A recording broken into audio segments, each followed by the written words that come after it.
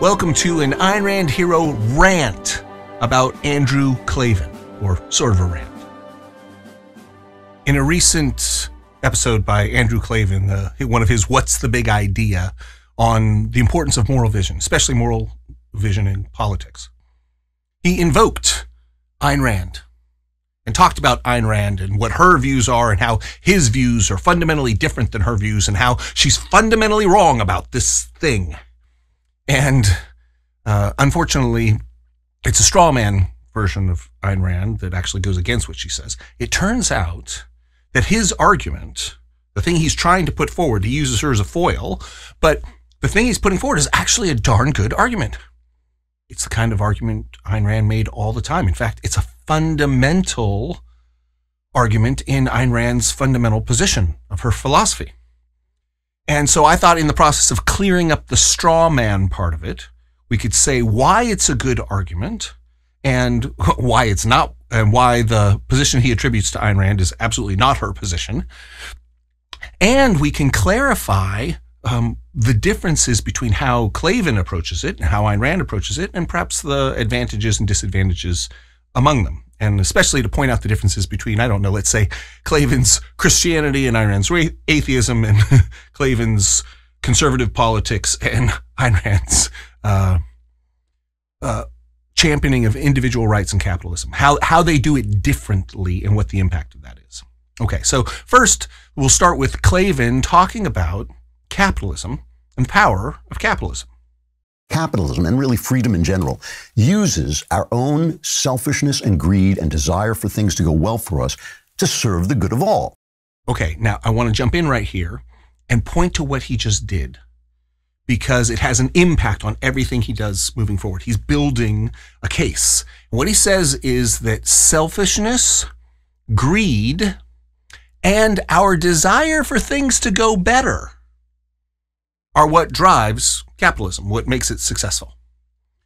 But notice in the process, he is essentially equating these three things: selfishness, greed, and the desire for things to go better. So what he's saying is that if you desire things to go better, that's greed, right? Unless it's the desire to things to go better is somehow different than greed, which he doesn't clarify. And because he doesn't clarify those things, because he doesn't get down to the heart of that issue, which I think is the heart of the issue in what he's talking about, it reduces the quality of his argument by an order of magnitude. Still a pretty good argument, but it would be so much better if he clarified between greed and wanting your life to get better, being interested in your life getting better, also known as self-interest, right? To have your life get better, versus greed. Now, because he collapses those two, it has an impact.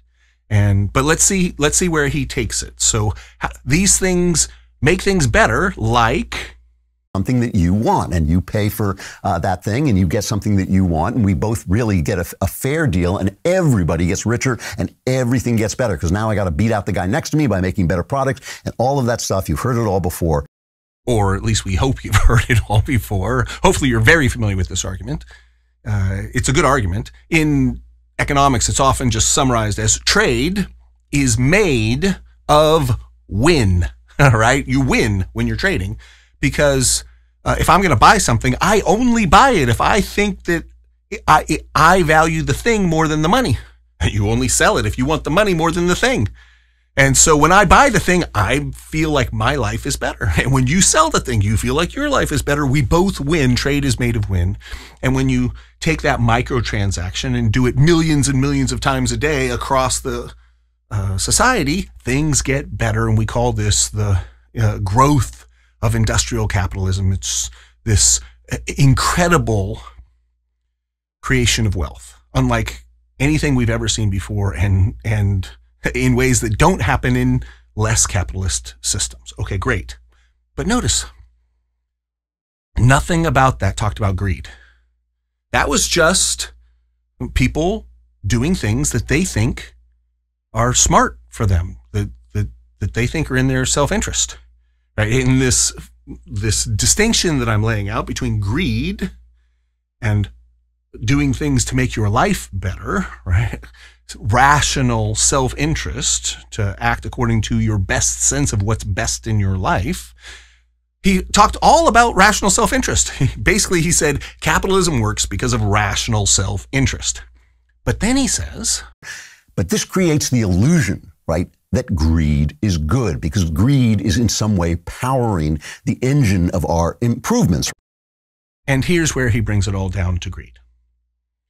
Now, to steelman him and interpret him charitably, he does say that it's the illusion that greed is driving the creative wealth production of capitalism that has people say that greed is good. And he might say that it's the illusion that it's greed that's driving it rather than rational self-interest, because all of the examples I just gave were all about rational self-interest, and that makes perfect sense.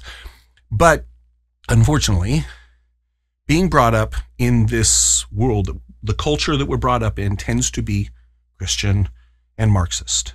Very heavy influences. And because he's Christian and because we're brought up in this Marxist mentality, like Marx wants to collapse greed and money and desire for goodness. Like any self-interested thing that you do to make your life better is greed. And to the degree that we can say that all business is driven by greed, right, rather than rational self-interest, to the degree that we can collapse those and say it's really just greed, right, that gives us a moral purchase against business and capitalism. And that's what Marx is attempting to accomplish, to create a moral position against business, because by tapping into our moral sense, we can get people to connect with their emotions and override their logic. And that's what we want. If we want a political revolution, we want people to look past their logic and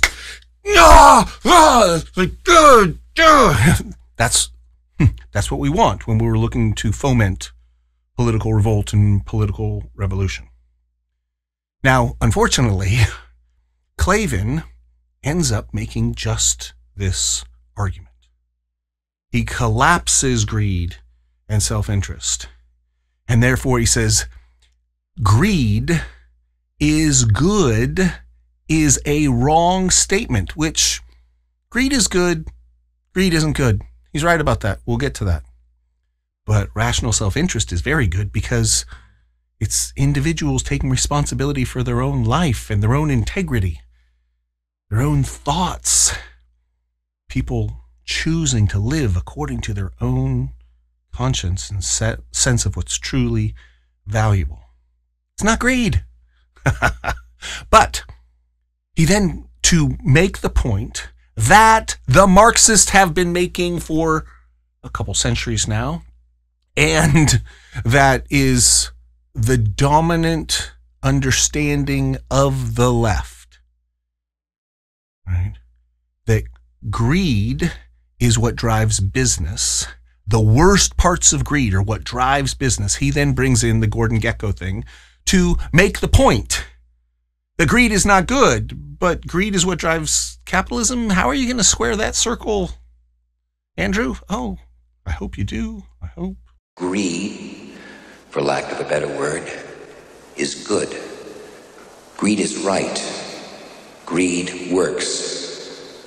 Greed clarifies, cuts through, and captures the essence of the evolutionary spirit. And here's where the collapse is complete. What is it that drives business? It's greed. That's what drives the evolutionary spirit. It's greed. Really? Really? When I try to solve a problem because I'm interested in the problem, or because it's going to help someone I care about, or because it's going to allow me to do something I want to do, that's greed, huh? You're going to summarize the entire evolutionary spirit into greed? Well, if you want to be able to have a simplistic business is bad attitude, that's a powerful way of doing it. Now, of course, is that true? No, I've laid out, like, there's a difference. But, and then, so here's what Andrew has to say about that. So this is the kind of thing you get from Ayn Rand, and there's a truth buried in it. There's a truth buried in it, but it is only a little bit of a truth, and that makes it a lie, right? That's why I'm always picking on Ayn Rand. Another thing people yell at me about, but I've read almost all of Ayn Rand, and I'm telling you, she is making a major mistake. And here's where he ties Ayn Rand to the idea that greed is good. Right? He says, and this is where what Ayn Rand says. And then he has. Now, I am an Andrew Klavan admirer. I think he's intelligent and inspired and creative and funny as hell. And when I want to laugh at the current political situation, I turn him on because he's always good, always good. But I want to take him to task on this because he says that he's read almost all of Ayn Rand's work. And either he hasn't really read it or he didn't read it seriously and didn't actually pay attention to what he was reading, which is strange because he normally does this. Because Ayn Rand argues against the idea that greed is good in almost everything she writes. I mean, not only are all of her almost all of her villains put greed first.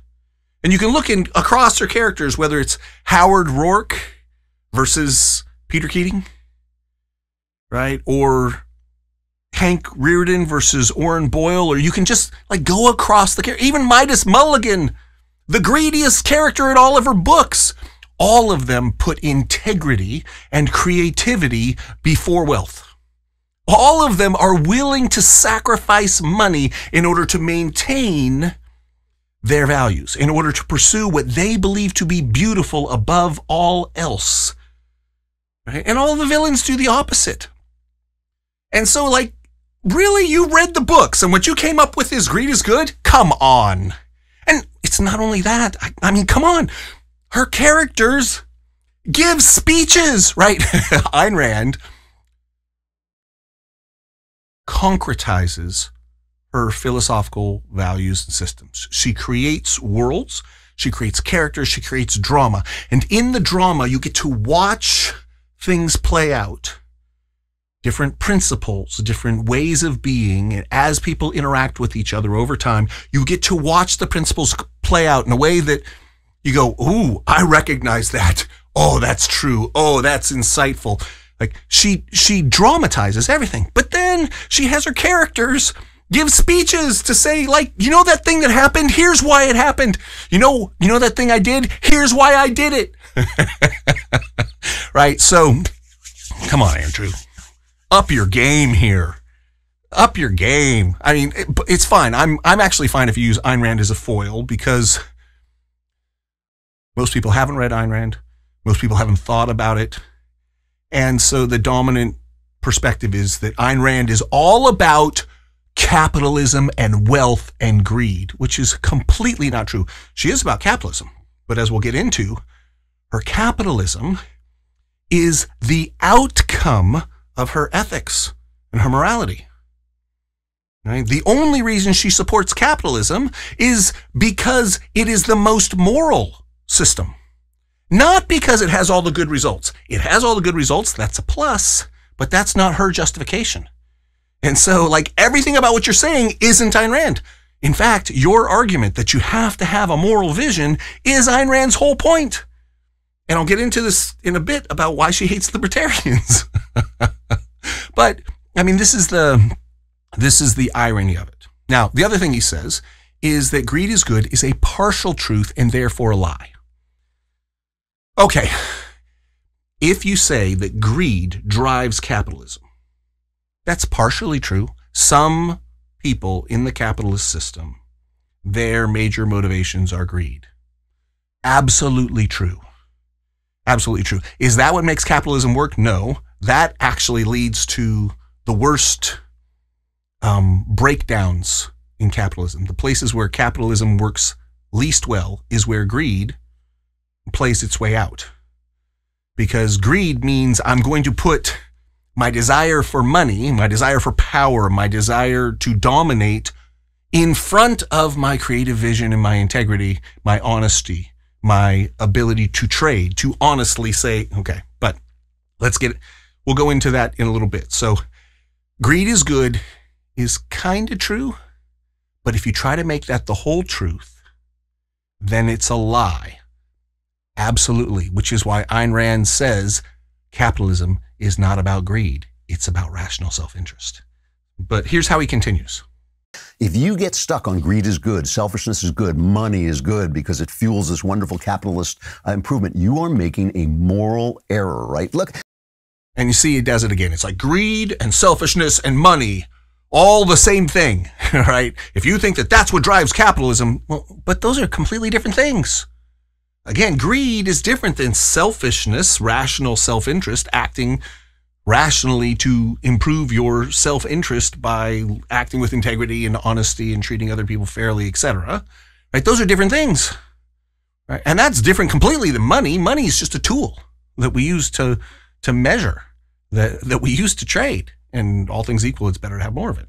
Right? So it's actually an epistemological error when you collapse these things, but it leads to a moral error because you think, okay, capitalism, if you're into it, you're like, we're bringing people out of poverty in ways that we've never seen. We live at levels of wealth that were simply undreamt of by our ancestors. Imagine if you're used to living in 1800 and you wake up in 2020 and you look at the world, you're like, oh my God, you are the richest people in existence. And everyone's all, yeah, but I don't have the latest iPhone, right? Like capitalism creates so much wealth. And you're like, I kind of like the whole world having more wealth. I think that's a good thing. Therefore, capitalism is good. Therefore, greed is good. And that is a moral error. That is saying the results of capitalism, right, justify immorality. And they don't. Simply not true. Now, it's also the case that it's not greed that drives the system. It gums up the system. It's rational self-interest that drives the system. But, so it's epistemological, but let's say it's a moral error. Let's take that on. Okay. We don't want to commit the immoral error, right? But we want to say yes to capitalism. How do we do that? How do we do that? Well, we differentiate greed from rational self-interest. We champion rational self-interest and we say no to greed, which is Ayn Rand's position. Right?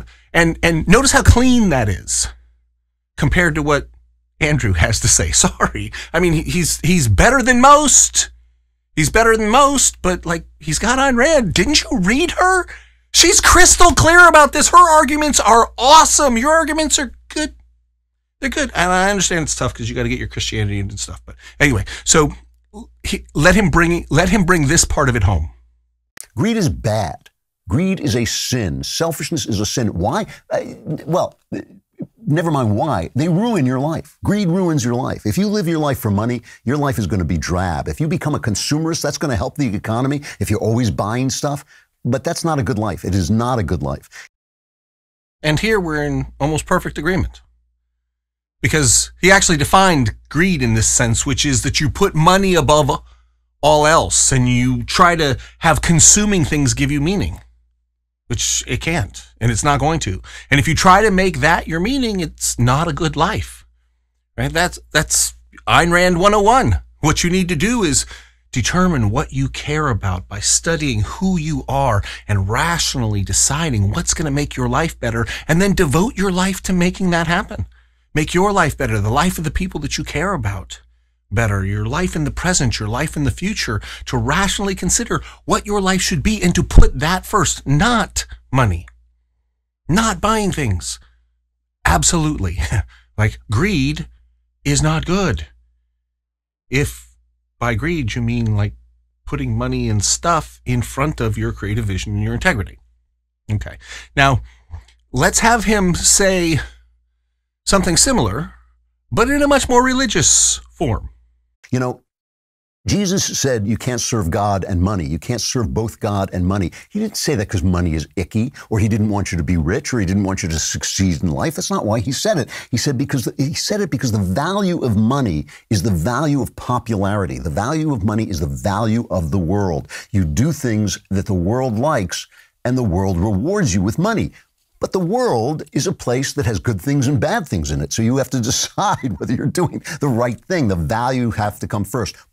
And again, if you take God out of that thing that he just said, absolutely, the values come first.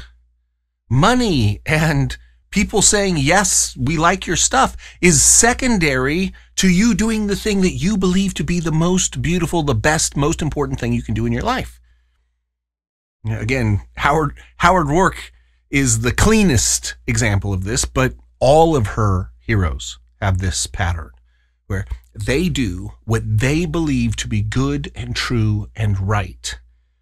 And if the world likes it, great. And if the world doesn't, that's the world's problem. I will find a way around it because I don't need all the stuff.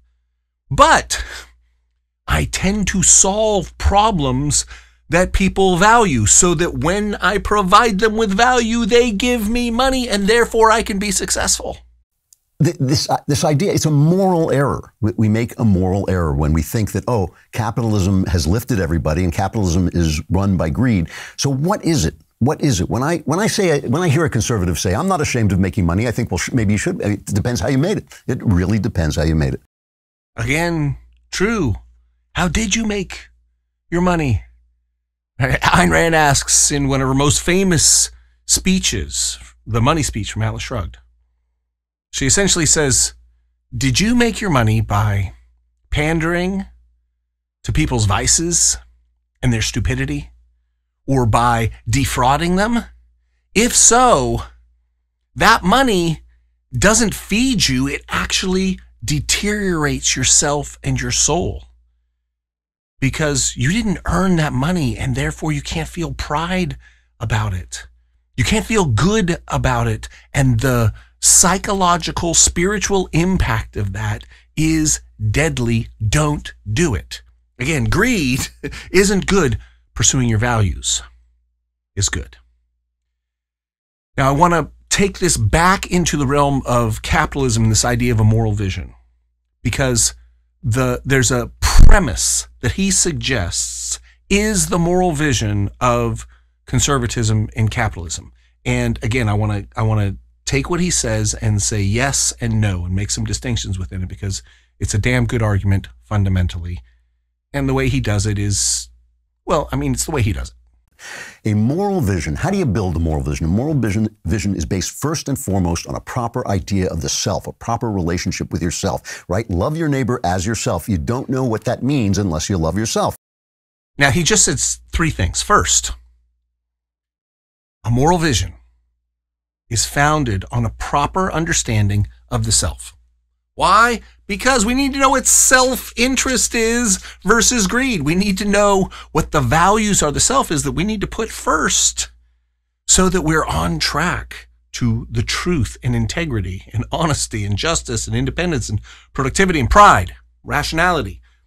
We need to be true to the self as the human self is involved. So that's the first thing he said. Then he said, so in order to love your neighbor as yourself, you must first understand yourself. Now, Ayn Rand put it more succinctly. She said, first, a self, then the possibility of love. That unless you have a self, then that self can't love and that self can't be loved. Because if you're not anything, there's nothing to love. If who and what you are is just constantly trying to adapt to the world out there, then you aren't yourself. You're a series of reactions. So you have to understand the self. And in order to really understand other people and treat them with respect, to love them, you have to understand yourself so that you can treat them as a self. Now, what Ayn Rand suggests is that you are first and foremost a rational being.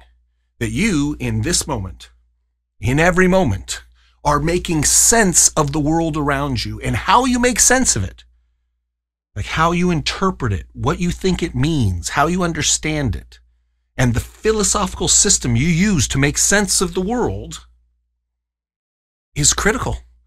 Because if your understanding is inconsistent with reality, then you're going to act in ways that can lead to your death and sickness and your shriveling as a human being. You deteriorate as a human being. Your self disintegrates because there isn't a self that's moving it forward. So first, you need to have a self. You need to understand the self, and that self is fundamentally rational.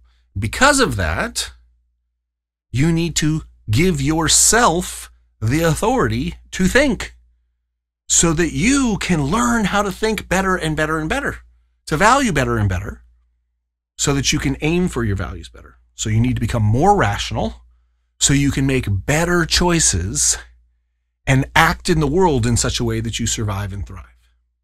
And that's the fundamental self. And the more you understand that, then the more you understand that other people are in the same situation that you are. They're rational beings. They have to take responsibility and author their lives.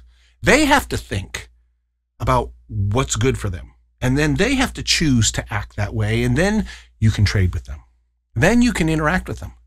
And you have to treat them as rational beings, which means you don't get to use force against them. You have to use persuasion. You have to use trade. That's the appropriate relationship between human beings is hands off. You're you, I'm me, you and I are different. We can work together and we become more powerful the more we learn to work together. The more I'm rational and you're rational, the more you treat me as a rational being who gets to make my own choices, individual rights. And the more I treat you as an individual being in individual rights rationally, then the more we can partner together and trade and team so that your strengths and my strengths can multiply one another. And again, this is capitalism. Right? This is the rational self-interest leads to trade as win, more winning, more wealth, better world, more respect between people, etc. Now, Klavan talks about it this way. That's what I talk about, the great speculation. The great speculation is that other people have a self that is as important to them as yours is to you, and that both their self and yourself is as important to God, as equally important to God. That is what it means that we're all created equal. Not that we're all equal in talents or skills, but that we all have a humanity that is important to God and important to and should be important to one another. And again, to be charitable, I'll just skip the religious parts there. Right? To know you, I have to know myself. And then to treat you with respect, to make the choice to treat you with respect as an equal, as I am a rational being who gets to choose my own values and what I'm going to choose to do. You also get that. And I respect that's appropriate to do that. That's what it means to be equals.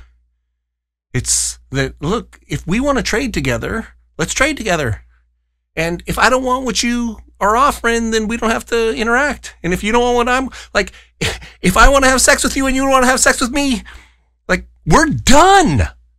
There's no negotiation that needs to happen, right? You're you, I'm me. We're separate people. We're independent from one another, and therefore we treat one another with respect. This is what it means to be equal. And this is the fundamental moral vision. It's to recognize one another's sovereignty. As Jordan Peterson says, the great understanding is that each of us are locuses of consciousness. Each of us are, for lack of a better term, souls that should be respected as souls, and each individual must make their own choices. Each individual is responsible for their own lives, and therefore we must give them the freedom. And this is the fundamental moral stance that Ayn Rand takes and that Klavan is talking about in terms of what's What's at the heart of capitalism that makes it a moral vision? Not what makes it work. What makes it work is that trade is made of win. And as he says, even if you're doing porn, like even if you're selling drugs, even if you're doing things which are ultimately destructive, you can make money in a trade, and it can be a voluntary trade, but it can be destructive. It doesn't make it good. Which is why Ayn Rand's philosophy is all about doing what is right, what is rationally, morally right. That's what's important. Not the money or the fame or the power, although those can be nice. Right? What's important is that you rationally consider what is truly valuable to you, that you clarify your own thinking, your own values, and that you create a goal that embodies and concretizes your values that you care about, and then to focus on that with your full intelligence and integrity and creativity, and let the rest fall as it may. And to treat other people as similarly situated consciousnesses and encourage them to make their own choices, to follow their own goals.